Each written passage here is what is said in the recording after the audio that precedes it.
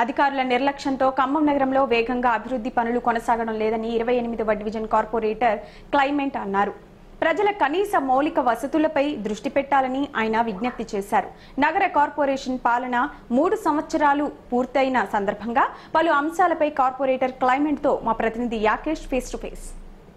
ఖమ్మం నగర పాలకానికి ఎన్నికలు జరిగి 3 సంవత్సరాలు పూర్తవుతుంది. ఈ సందర్భంగా ఈ 3 సంవత్సరాల పాలన వ్యవధిలో ఖమ్మం నగరం ఎంతవరకు అభివృద్ధి చెందింది, ఆయా డివిజన్లో జరుగుతున్నటువంటి అభివృద్ధి ఏ విధంగా ఉన్నది, ప్రభుత్వం కేటాయిస్తున్నటువంటి నిధులు ఏ మేరకు నగరంలో ఖర్చు అవుతున్నాయి, ఇలాంటి మరిన్ని విషయాలకు సంబంధించి సిపిఐ కార్పొరేటర్ 28వ డివిజన్ కార్పొరేటర్ క్లైమెంట్ గారు మనతో ఉన్నారు. మరిన్ని విషయాలు అడిగి తెలుసుకుందాం. నమస్తే అండి క్లైమెంట్ గారు. నమస్తే. 3 సంవత్సరాల పరిపాలన పూర్తి అయిపోయింది. మీరు కార్పొరేటర్గా మీ డివిజన్లో ఎంతవరకు అభివృద్ధి చేశారంటే ఏం చెప్తారు?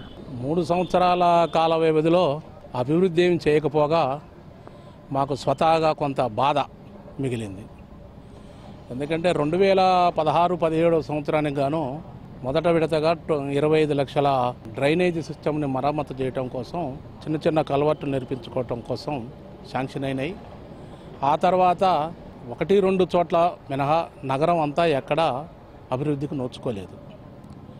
ఎందుకంటే ఇప్పుడు లెక్కలో మొన్నటి కౌన్సిల్లో కూడా చూపించారు. నా డివిజన్లో ఒక 95 లక్షల వర్క్స్ శాంక్షన్ అయినట్టు పెట్టారు. కానీ ఇంతవరకు ఇంప్లిమెంటేషన్లో అది ఫెయిల్. ఎందుకు కారణాలు ఏం చెప్తున్నారంటే కాంట్రాక్టర్లు రావట్లేదు. కాంట్రాక్టర్ ఎట్లా వస్తారు? 2017లో వర్క్ చేసినటువంటి బిల్లుల్ని ఇంతవరకు వాళ్ళకి ఇవ్వలేదు. దాని మీద వాళ్ళు సిండికేట్ అయ్యారు. బయట వాళ్ళు రావడానికి వీల్లేదు, వాళ్ళకి న్యాయం జరిగే పరిస్థితి లేదు. వాళ్ళు అనేక సార్లు ధర్నాలు చేశారు. వాళ్ళ పరిస్థితి అగమ్యగోచరం. చిన్న చిన్న కాంట్రాక్టర్లు అండి. ఓకే, ఏం చెప్తున్నారు మీరు? డివిజన్గా మీ సమస్యలు పరిష్కారం అవుతాయని ప్రజలు మిమ్మల్ని ఎన్నుకున్నారు. ఇప్పటివరకు 3 సంవత్సరాలైనా పనులు అసంతృప్తిగా కొనసాగుతున్నాయని చెప్తున్నారు. మీరు ప్రజల మధ్యకి వెళ్ళినప్పుడు ప్రజల నుంచి ఎలాంటి సమస్యలు మీకు ఎక్కువగా వస్తున్నాయి? ప్రజలకు కావలసినటువంటి మౌలిక వసతులు వాళ్ళు అడిగేది ఏంటంటే మంచినీళ్ళు సరిగా రావాలి, బురద నీళ్ళు రావద్దు, దోమలు, కుక్కల బెడద, ఇలాంటి పరిస్థితులు. ప్లస్ వాళ్ళకు కాలువ తీయటానికి శానిటేషన్ సరిపోవట్లే. 2000 మంది జనాభా 3000 మంది జనాభా ఉన్నప్పుడు ఉన్నటువంటి 10 మంది శానిటేషన్ సిబ్బంది ఇవాళ 7000-8 మంది శానిటేషన్ ప్రజానికానికి అదే శానిటేషన్ సిబ్బంది పనిచేస్తున్నారు. ఇది ఎట్లా సాధ్యపడుద్ది? కాబట్టి శానిటేషన్ సిబ్బందిని పెంచాలి. వాళ్ళేమో డబ్బులు అడగట్లేదు, లేకపోతే ఇంకేదో వరాలు అడగట్లేదు. కేసీఆర్ చెప్పినటువంటి బంగారు తెలంగాణ వాళ్ళు కావాలంటం లేదు. వాళ్ళకు దోమలు ఉండొద్దు, కుక్కల బెడద ఉండొద్దు, కోతుల బెడద ఉండొద్దు. వాళ్ళకు శుభ్రమైనటువంటి నీరు కావాలి, తాగునీరు, మంచి రోడ్లు, డ్రైనేజీ వ్యవస్థ, అండర్ డ్రైనేజీ వ్యవస్థను తీసుకొస్తామని చెప్పారు. సీఎం గారు సంవత్సరానికి 100 కోట్లు బడ్జెట్ను, స్పెషల్ బడ్జెట్ను ఖమ్మం కార్పొరేషన్కి ఇస్తున్నా అని చెప్పారు. ఇస్తున్నట్లు చెప్తున్నారు, ప్రతి కౌన్సిల్ చెప్తున్నారు. మరి ఆ డబ్బులు ఎక్కడికి పోతున్నాయి, ఏమవుతున్నాయి? అవి ప్రజల అవసరతలను తీర్చడానికి ఉపయోగపడట్లే. మీ డివిజను కమర్షియల్ ప్రాంతానికి నిలవైన ఉన్నటువంటి ప్రాంతం. ఈ ప్రాంతంలో ఎక్కువగా మీకు మున్సిపాలిటీకి కూడా ఎక్కువ పన్నులు వచ్చే అవకాశం ఉంది. ఈ నేపథ్యంలో ఆ పన్నులతోటి డివిజన్లో అభివృద్ధి చేయట్లేదని చెప్పేసి మీరు నిలదీసిన సందర్భంలో మీకు ఎదురవుతున్నటువంటి పరిస్థితి ఎట్లా ఉంది? వ్యాపార వర్గాల వాళ్ళు నా డివిజన్లో చాలామంది ఉన్నారు. హాస్పిటల్స్ లేదా ఇతరత్ర కమర్షియల్ ఏరియా చాలా ఉంది. వైరా రోడ్డు మొత్తం ఫస్ట్ లేను, సెకండ్ లేన్ కమర్షియలే. ఆ నిధులతోటైనా నా డివిజన్ బ్రహ్మాండంగా అభివృద్ధి చేసుకోవచ్చు. విపరీతమైన ఇన్కమ్ ఉన్నటువంటి డివిజన్ నాది. అంతేకాకుండా బాగా బలహీన వర్గాలు ఉన్నటువంటి డివిజన్. బలహీన వర్గాల వాళ్ళు అడిగేది ఏంటి? ఏమి అడగట్లే. వాళ్ళు మౌలిక వసతులు, డ్రైనేజీ సిస్టమ్ని అండర్ డ్రైనేజ్ సిస్టమ్ చేయమన్నారు. అది చేయాలి. అది చేయకుండా ఆహ్లాదకరమైనటువంటి డెవలప్మెంట్నే చేసుకొస్తున్నారు. ఆహ్లాదకరమైనటువంటి డెవలప్మెంట్ కాదు. ప్రజలకు వాళ్ళకు నిత్యం అవసరతలను తీర్చేటువంటి, మౌలిక వసతులను తీర్చేటువంటి డెవలప్మెంట్ కావాలి. దీంట్లో ఫెయిల్ అయ్యారు. ఇంకోటి ఏంటంటే ఈ పాలక వర్గం కానీ, ఈ ప్రభుత్వం వారు కానీ ఉద్యోగంలో ఉన్నటువంటి ఒక అధిష్టాన యంత్రాంగం ఉంటుంది కదా, వాళ్ళతోని పని చేయించడంలో విఫలమయ్యారు. మీరు కౌన్సిల్లో విపక్షాలు కొద్ది తక్కువ మంది సభ్యులు ఉన్నటువంటి పరిస్థితి. ఈ నేపథ్యంలో అధికార పార్టీ సభ్యులు ఎక్కువగా ఉన్నారు. ఈ నిధులు, వచ్చే నిధుల్లో సమన్వయం పాటిస్తున్నారంటే ఏం చెప్తారు? సమన్వయం ఏం లేదండి. సమన్వయం అంటే ఇప్పుడు ఖమ్మం గ్రామీణ ప్రాంతాలు ఖమ్మం కార్పొరేషన్లో కలిశాయి. వాస్తవంగా వాళ్ళని డెవలప్ చేయాల్సినటువంటి అవసరం త్వరితగతిన అవసరం. ఎందుకంటే వాళ్ళని కార్పొరేషన్లో కలిపారు, వాళ్ళకు పన్నులు విధిస్తారు, కార్పొరేషన్ స్థాయి పన్నులు ఇస్తారు. వాళ్ళకు డ్రైనేజ్ సిస్టమ్ అవసరం, మంచినీళ్ళు వసతి అవసరం, ఇంకా గ్రంథాలయం, కమ్యూనిటీ హాల్స్, ఇవన్నీ అవసరం వాళ్ళకు వేరు, ఖమ్మం నగరానికి వేరు. అయితే వాళ్ళను పోల్చుకున్నప్పుడు వాళ్ళకు ఎక్కువ శాతం నిధులు ఖర్చు చేయాల్సిందే. ఇక్కడ చేయాల్సింది ఏంది, 30-40 సంవత్సరాల కింద కూర్చున్నటువంటి ఒక అడుగు లోతు ఉండేటువంటి డ్రైనేజీని ఇంకొక లోతుగా కొంచెం వెడల్పుగా ఆధునీకరించాల్సినటువంటి పరిస్థితి ఉంది. ఉదాహరణకు ఖమ్మం వైరా రోడ్డులో 28వ డివిజన్లో ఫిష్, మటన్, చికెన్ మార్కెట్ ఉంది. చాలా పెద్దది. ఖమ్మంలో మొట్టమొదటి మార్కెట్ అది. కేసీఆర్ గారు ఖమ్మం వచ్చినప్పుడు ఆ మార్కెట్ను ఉద్దేశించే దీన్ని అత్యవసరంగా ఆధునీకరించాల్సినటువంటి అవసరం ఉంది. దానికి 300 కోట్ల రూపాయలను ఆయన కేటాయించినట్టుగా కూడా చెప్పారు. కానీ 300 కోట్లు కాదు కదా, 3 లక్షలు కూడా దాని పేరు మీద నిధులు లేవు. అక్కడ స్థానికులు కోర్టుకెళ్ళారు. కోర్టుకెళ్తే 2 సంవత్సరాలు దాటింది. కోర్టుకెళ్ళి నువ్వు 2 సంవత్సరాలు గవర్నమెంట్ ఎగెనిస్ట్గా ఒక ఇండిపెండెంట్, ఒక ప్రైవేటు వ్యక్తులు కోర్టుకి వెళ్తే దాన్ని వెకేట్ చేయించడానికి ఇంత లేట్ అవుతుందంటే మీ యొక్క అధికారుల్లో ఉన్నటువంటి ఉదాసీనత, లేకపోతే మీలో ఉండేటువంటి నిజాయితీ ఎక్కడా అనేది ప్రశ్నించక తప్పదు. దీనివల్ల టోటల్గా ఖమ్మం నగరానికే ఒక అందవిహీనమైనటువంటి వాతావరణం, ఆరోగ్య పరిస్థితుల్లో కానీ, లేకపోతే అనేక జబ్బులు రావడం కానీ, అది అధోగతిగా అస్తవ్యస్తంగా ఉన్నటువంటి ఈరోజు ఆ ఫిష్ మార్కెట్ను చూస్తే ఆ ఏరియాకు పోతే ముక్కు మూసుకొని పోవాల్సినటువంటి అవసరం ఉంది.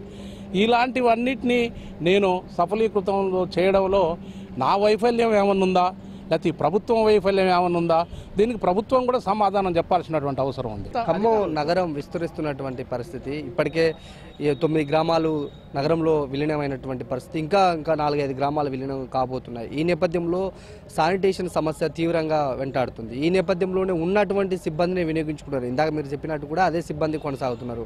సిబ్బందిని పెంచుకోవాలని ఒక తీర్మానం చేసి ప్రభుత్వానికి పంపిన కూడా ఇప్పటివరకు చెల్లడం లేదు. దీనిపైన మీరు విపక్షానికి ఉండి కూడా ప్రభుత్వాన్ని ప్రశ్నించినటువంటి పరిస్థితి కనిపించట్లేదు. ప్రభుత్వం కూడా ఆ దిశగా ప్రయత్నాలు చేయట్లేదు. ఎట్లా భావించుకోవచ్చు? లేదండి, మీరు తప్పుడు సమాచారం.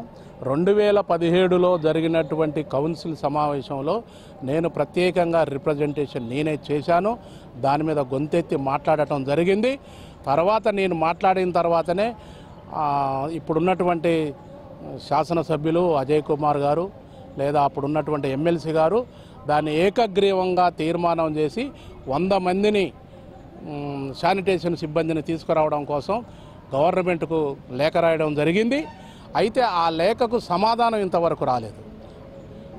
రాటిఫికేషన్ ఎందుకు ఇంతవరకు రాలేదు, 100 మంది సిబ్బందిని పర్మిషన్ ఎందుకు తీసుకురాలేకపోయారని నేను మొన్న కౌన్సిల్లో అడిగా, 2018 కౌన్సిల్లో అడిగితే రాటిఫికేషన్ కాలేదండి అంటే. రాటిఫికేషన్ ఎట్లా అవుతుంది? రాటిఫికేషన్ దానంతటా అదే నడుచుకుంటూ వస్తుందా? మీరు పోవాలి, ఇన్ఫ్లుయెన్స్ చేసుకోవాలి. ప్రభుత్వ పనితీరును మెరుగుపరచుకోవడం కోసం అధికారులు ఉత్సాహం చూపెట్టాలి, రాటిఫికేషన్ చేయించుకొని తీసుకొని రావాలి. అయినా ఇప్పుడు మరిన్ని గ్రామ పంచాయతీలు విలీనమైనాయి కాబట్టి 100 మంది శానిటేషన్ సరిపోరండి. ఇంకా 300 మంది శానిటేషన్ సిబ్బందిని కొత్తగా తీసుకుంటేనే ప్రజలకు న్యాయం చేసిన వాళ్ళం అవుతాం. ఈ ప్రభుత్వం చిత్తశుద్ధిని చూపించుకుంటానికి ఇదే గొప్ప మార్గం. 300 మందిని శానిటేషన్ సిబ్బందిని పెంచి ప్రభుత్వానికి ఉన్నటువంటి అన్ని మౌలిక వసతులను తీర్చడంలో సఫలీకృతం కావాలని, తద్వారా ప్రజల మన్ననలు పొందాలి. మీరు అభివృద్ధి చేయండి, మేము మిమ్మల్ని ఆహ్వానిస్తాం.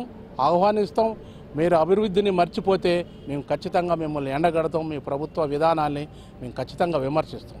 ఓకే, ప్రభుత్వానికి వచ్చే ఖమ్మం కార్పొరేషన్కు సంబంధించి వివిధ ట్యాక్స్లు అయితేంది, ఎల్ఆర్ఎస్ ఫండ్ అయితేంది, సీఎం కేటాయించినటువంటి సంవత్సరానికి 100 కోట్లు అయితేంది కూడా, ఇవన్నీ కూడా పెద్ద మొత్తంలో ఖమ్మం నగరానికి నిధులు వస్తున్నాయి. ఖమ్మం నగరం పెద్ద ఎత్తున అభివృద్ధి చెందుతుంది. ఇతర హైదరాబాద్ నగరంతో పాటుగా ఖమ్మం కూడా అభివృద్ధి చెందుతుందని పాలకపక్షం చెప్తుంది. దీన్ని ఎట్లా అర్థం? వాస్తవమే. ఇప్పుడు గతంలో కూడా రాష్ట్రంలో ఏ మున్సిపాలిటీకి లేనటువంటి రిజర్వ్ ఫండ్ ఖమ్మం మున్సిపాలిటీకి ఉంది. ఇది వాస్తవం. ఇప్పుడు కూడా ఖమ్మం కార్పొరేషన్ అయినాక కూడా ఇక్కడ పన్నులు వసూలు చేయడంలో మన వాళ్ళు చేస్తున్నారు. వాటిని ఎక్కడ ఎవరికి ఏ విధంగా ఖర్చు పెడుతున్నారు, ఏ విధంగా వాటిని వాడుతున్నారు అనేది మాత్రం ఇంతవరకు ఏమీ అర్థం కాలేని పరిస్థితి. ఖమ్మం నగరానికి ప్రధానంగా చూసుకుంటే ట్రాఫిక్ సమస్య తీవ్రమైన సమస్యగా ఏర్పడుతుంది. వాహనదారులు రోడ్ల మట్టి వెళ్లాలంటేనే భయపడేటటువంటి పరిస్థితి. ముఖ్యంగా జెడ్పీ సెంటర్ నుంచి బస్టాండ్ ప్రాంతం వరకు కూడా పెద్ద ఎత్తున ట్రాఫిక్ జామ్ అవుతుంది. ఈ నేపథ్యంలో ఎక్కువగా మీ ప్రాంతంలో కూడా ఈ సమస్య కొంత ఉన్నది. ఎందుకంటే వాణిజ్య సమాధానానికి సంబంధించి మీ ప్రాంతం 28వ డివిజన్ కనుక వైరా రోడ్డుకు సంబంధించింది. ఆ ప్రాంతంలో ఎక్కువగా హాస్పిటల్స్ ఉన్నాయి. సెల్లార్లను ఆక్రమించుకొని ఇతర మెడికల్ షాపులో ఇంకా వేరే షాపులను కేటాయిస్తున్నటువంటి పరిస్థితి. అసలు పూర్తి ఎక్కడ కూడా సెల్లార్ని వినియోగించినట్టు ఎక్కడ కనిపించట్లేదు. దీంతో ట్రాఫిక్ సమస్యకు ఇది ఒక ప్రధానమైనటువంటి కారణం. మీరు వాళ్ళని వ్యాపారస్తులతోటి కూడా ఏమైనా సమావేశాలు పెట్టి ఇట్లా మీరు సహకరించాలని ఏమైనా ప్రతిపాదన చేసినటువంటి అవకాశం? సెల్లార్ వ్యవస్థ అది వ్యవస్థే తప్పు. ఆ సెల్లార్ వ్యవస్థకు ఈ ప్రభుత్వ వ్యవస్థ పూర్తిగా సహకరించింది. పర్మిషన్ ఇస్తున్నారు, ఎక్కడ సెల్లార్లు కడుతున్నారు మనం చూస్తూ ఉన్నాంగా. ఇప్పుడు దాన్ని తీసేసే పరిస్థితి రాదు. ఆల్టర్నేటివ్గా కనీసం అంతర్గత రోడ్లని అభివృద్ధి పరచుకుంటే కొంత మేరకు ఉపశమనం కలుగుతుంది. ప్రజల మాన ప్రాణాలని కాపాడుకోవటం కోసం ఉపయోగపడుతుంది. ఏం చెప్తారు 3 సంవత్సరాల పరిపాలన మీద? మీ పాలన ఎట్లా ఉంది? ప్రజలు మీ మీద మిమ్మల్ని ఎట్లా ఏమనుకుంటున్నారు? ఈ టీఆర్ఎస్ ప్రభుత్వ పాలన పట్ల ఏమనుకుంటున్నారు? ఊరు దెబ్బ పేరు గొప్ప. ఏం చెప్పాలి? కడుపు దించుకుంటే కాళ్ళ మీద పడుద్ది అన్నట్టు కాగితాల మీదనే అభివృద్ధి. ఈ అధికారుల్లో ఈ అధికార వ్యవస్థని మార్చాలి. కరప్షన్ మారలేదు. ఏదో ఐఏఎస్ కమిషనర్ వస్తాడు, కరప్షన్ మారుద్ది, పనులు త్వరతగా అయితే అన్నాడు. ఆయన వచ్చే రావటమే ఒక పోలీస్ ఆఫీసర్ లాగా చేశాడు. నేను వస్తున్నా అనే ఒక భయం తీసుకొచ్చాడే కానీ పూర్తిగా ప్రక్షాళన చేయలేకపోయాడు. అంతేకాకుండా ఈ కాంట్రాక్టర్ల వ్యవస్థ దెబ్బతిన్నది. బిల్లులు పెండింగ్ ఏర్పడటానికి కారణం అక్కడి నుంచి ఇప్పుడు 2 సంవత్సరాలు మూల్యం చెల్లించుకోవాల్సి వస్తుంది. నిధులు శాంక్షన్ అయినాయి, అభివృద్ధి జరగట్లేదు. దానికి కారణం అదే. అంతేకాకుండా కరప్షన్ కూడా ఎక్కడ కంట్రోల్ అవ్వలే. కాబట్టి కరప్షన్ కంట్రోల్ అవ్వాలి, పోతే అధికారుల్లో చలనం రావాలి, వాళ్ళలో మార్పు రావాలి. కాంట్రాక్టర్లు త్వరితగతిన వాళ్ళు విధుల్లో చేరాలి, రోడ్లు వేయాలి, వాళ్ళ బిల్లులు చెల్లించాలి. ఇవి జరిగితే మళ్ళీ అధికారం వైపు, మళ్ళీ అభివృద్ధి వైపు ప్రయాణం చేయవచ్చు. ఇది క్లైమెంట్ గారు చెప్తున్నది. మొత్తానికైతే అధికారుల వ్యవస్థ మారితేనే ఖమ్మం నగరం అభివృద్ధి వేగంగా కొనసాగుతుందని చెప్తున్నారు. పెద్ద ఎత్తున కూడా అధికారులు బిల్లులను పెండింగ్లో పెట్టడంతో నగరంలో అభివృద్ధి కొనసాగుతుందని క్లైమెంట్ గారు చెప్తున్నారు. కెమెరా పర్సన్ శరత్తో యాకేష్.